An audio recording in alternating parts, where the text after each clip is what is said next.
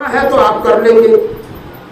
ये नहीं कि ग्रस्त आश्रम में हैं आप तो आप अपना कल्याण नहीं कर सकते हो, लेकिन भाई दृढ़ संकल्प करना पड़ेगा। संसार के ममताओं से बचना पड़ेगा, संसार के विकारों से ऊपर उठना पड़ेगा और आपका जीवन वर्तमान सुखमय हो जाएगा। यही संत गुरुजनों का संदेश है।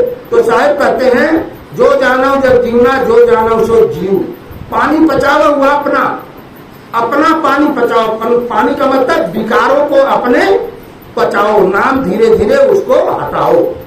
परखत परखत हंस को परखते परखते परखते पसे एक एक विकार हटते जाएंगे तो आप एकदम निर्मल हो जाएंगे और वह निर्मलता आपके जीवन में आ जाए, वर्तमान में आ जाए तो आपका जीवन धन्य हो सकता है। इसलिए ये मनुष्य शरीर पाए हैं, ऐसा संकल्प करो इसी जीवन में मुझे उस स्थिति को प्राप्त करना है जिसको संत गुरुजन प्राप्त करते हैं अथवा प्राप्त कर लिए हैं। इतना दृढ़ संकल्प हो तो संसार में कोई कार्य आपसे नहीं हो सकता। ऐसा नहीं है कि नहीं हो सकता। इसलिए साहब कहते हैं, जो जानो जब जीवना, जो जानो सो जीव। पानी बचावा हुआ अपने विकारों को, कान क्रोध लोभ मोह अहंकार। ये अहंकार क्यों आता है? ये हमारे अंदर विकार क्यों आता है? विकार हम दूसरे को दबाने के लिए विकारों को उत्पन्न करते हैं और वो विकार हमें दबा देता है।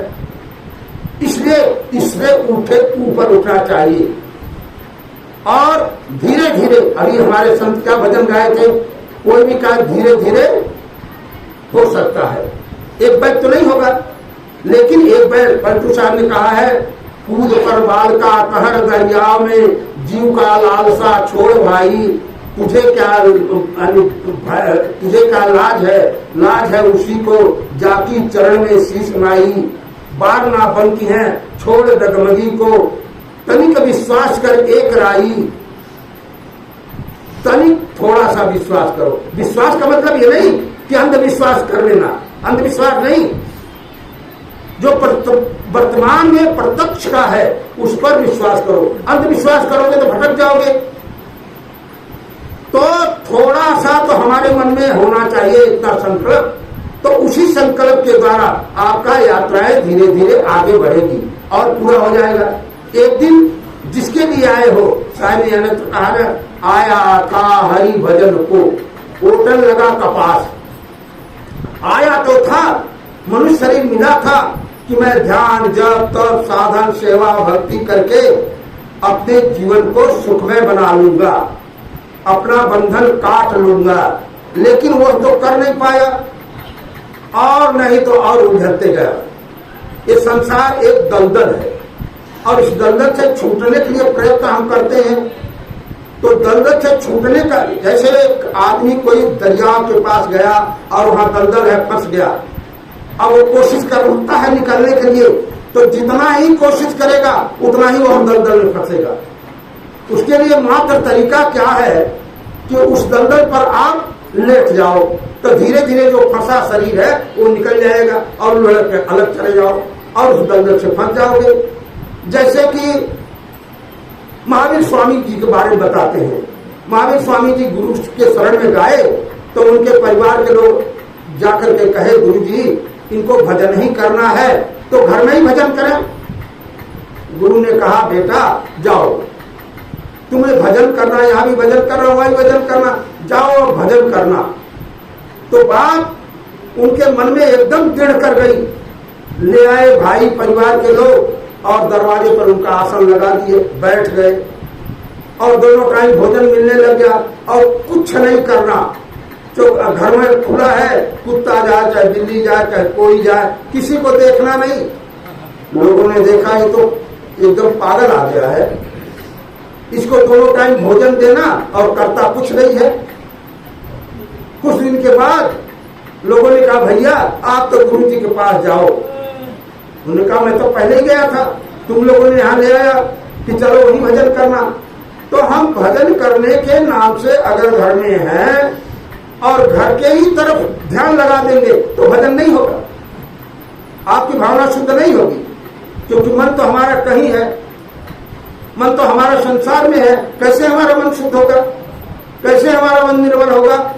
तो जब तक हम संसार के तरफ से अपने आप को नहीं मोड़ लेंगे तब तक हमारा जीवन सुखमय नहीं हो सकता है।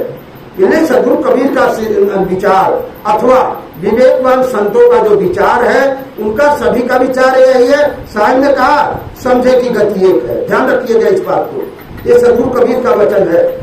जिन्होंने समझ लिया, चाहे वो कोई संप्रदाय के हो, तो सबका विचार एक जैसे, सभी चाहते हैं दुखों से छूटना।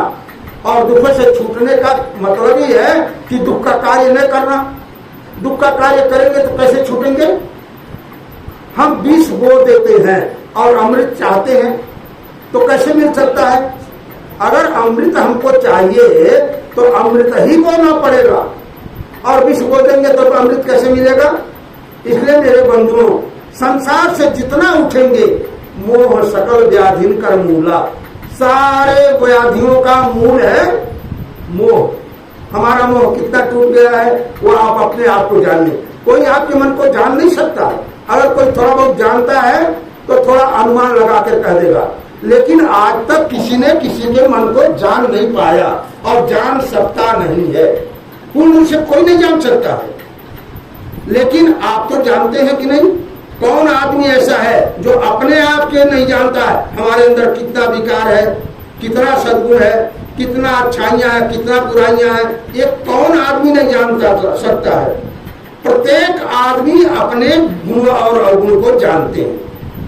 अगर ये जानते हैं तो धीरे धीरे आप उस अवगुण को छोड़िए जिससे हमारे जीवन में दुख आता है। दुख दूसरा तो कोई देता नहीं है। ये सारे संत गुरुजन यही कहते हैं, दुख तुम्हारे कर्मों का फल है। इन कर्मों को अपने सुधारोगे भाई तो तुम पर जुर्म है ईश्वर खुदाई, ऐसा गुरुजनों ने कहा है। अगर अपने हम कर्म सुधारेंगे तो हमारे जीवन में दुख क्यों आएगा? कौन दुख देता है? आप स्वयं विचार करके देखिए। क्या वो कोई हमारे से भिन्न बैठा है जो हमें दुख देता है? क्या हमारे को पड़ोसी हमें दुख देता है? क्या हमारे परिजन के लोग हमें दुख देते हैं?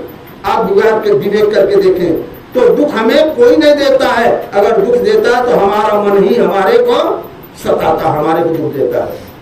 इसलिए तो कहते हैं ना, एक साधे सब साधिया। अगर एक को साधना में, एक मन को आप साध लीजिए तो मानो कि सब कुछ साधना हो गई। और मन साधना में नहीं आया तो सारा साधना आपका बेकार हो जाएगा। इसलिए प्रत्येक आदमी को, प्रत्येक नर नारी को इन संतजनों के विचारों को सुन करके सबके प्रति सद्भावना रखें। ऋषियों ने क्या कहा? सर्वे भवन्तु सुखिनः। वो किस मन से निकला होगा, किस हृदय से बच्चा निकला होगा? जिसका मन अति निर्मल हो गया होगा, उसके मन से ये निकलेगा कि सभी सुखी हो जाए।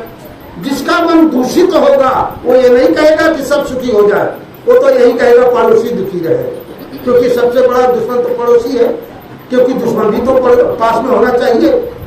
तो सबसे बड़ा अगर दुखी है तो पड़ोसी दुखी, पड़ोसी से हम दुखी हैं और पड़ोसी के सुख को हम देख नहीं पाते हैं। और यही तो हमारे दुख का कारण है कि दूसरे के सुख को देख करके हमारा मन विचलित हो जाता है कि कैसे इसको इतना सुख मिल रहा है, हम क्यों दुखी हैं और ये सुखी क्यों है? अगर वो सुखी है भाई तो अपने कर्मों से सुखी है, हम दुखी हैं तो हम अपने कर्मों से दुखी हैं। कौन हमें दुख दे रहा है? इसलिए साहब ने कहा, काहू न कोई सुख दुख कर दाता। ये रामायण की बात है। सदगुरु कबीर ने कहा, अपन कर्म न मेट हो जाए। यही संदेश सारे धर्म ग्रंथों में मिलता है। अवश्य में भुक्तम कृतम कर्म शुभाशुभम ना भुक्तम न क्षेति कोटि कर्म सतय रखी। हमारे कर्मों का फल ही हमें दुख देता है। इसलिए साहब ने कहा, बोया पेड़ बबूल का तो आम कहाँ से खाए। अगर हम बबूल लगा दिए, किक्कर, इस देश में किक्कर कहते हैं, किक्कर लगाएंगे तो कांटा मिलेगा, लकड़ी भी मिलेगी, लेकिन पहले तो ईश्वर मिलेगा। अगर हमको अमृत चाहिए तो हमको बीज बदलना पड़ेगा, ये बीज रूपी वासना को मिटाना पड़ेगा, तब अमृत स्वरूप को जान पाएंगे, अपने अमर स्वरूप को जान पाएंगे, उस चेतन सत्ता को जान पाएंगे। और जब चेतन सत्ता का बोध हो जाएगा तो हमारे मन सबके प्रति सद्भावना रखेगा। अगर हमारा मन दूसरे के प्रति दूषित है तो मान के चलो, मान लो कि हम अभी बहुत पीछे हैं। अगर हमारा मन सबके प्रति सद्भावना रखता है, सबके प्रति उदारता रखता है, तो मान लो कि हमारा मन अब धीरे धीरे ठीक हो रहा है। इसलिए आदमी को चाहिए अपने जीवन में, ज्यादा समय हो गया होगा, आप लोग सभी लोग भोजन पा लिए हैं या नहीं पाए हैं? जो भोजन नहीं पाए